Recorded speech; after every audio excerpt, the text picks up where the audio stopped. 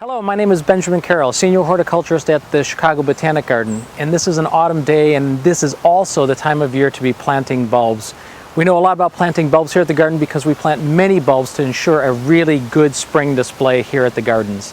But it's also the time of year to be planting at your home, and all you have to do is go to the garden center and you can see shelves full of bulbs with beautiful pictures on them to give you lots of inspiration for planting some in your garden. When buying your bulbs, look at the packet because it provides a lot of information for you. It tells you not only what the plant's going to look like with a picture, but also gives you some light requirements and actually when it's going to bloom. And that's really important because you want to be able to create a long season of blooms by choosing the first to bloom, second to bloom, or third to bloom. That's early, mid, or late blooming bulbs. When you buy your bulbs, they usually come in plastic bags with lots of holes because they really do need to breathe.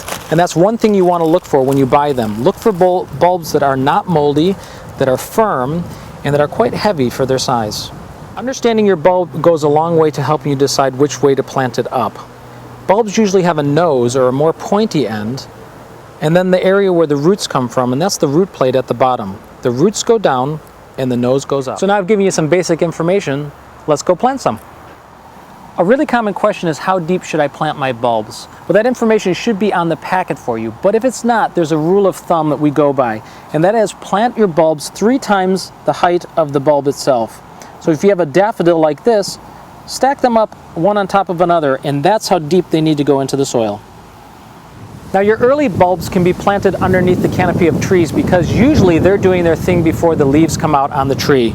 So this is a great opportunity to plant some early blooming daffodils. So I'll just dig a hole that's deep enough to accommodate the size of the bulb I have. And remember, that's about 3 times the height of the bulb itself, so probably a little deeper than you might think. In a hole this size, I want to put a clump of them so that they look natural, like they've been there for a while. So I'm going to plant about 3 right in this hole. Ensure that you're planting with the nose end up and the root plate down. And then just cover them over. Then I'll just water that now and wait till spring when they'll push us some beautiful green growth and some beautiful yellow flowers. For bigger bulbs, or if you're just planting one, a bulb planting tool like this is really helpful. And what it does is digs a core of earth out, and then you can just pop the bulb right into that hole.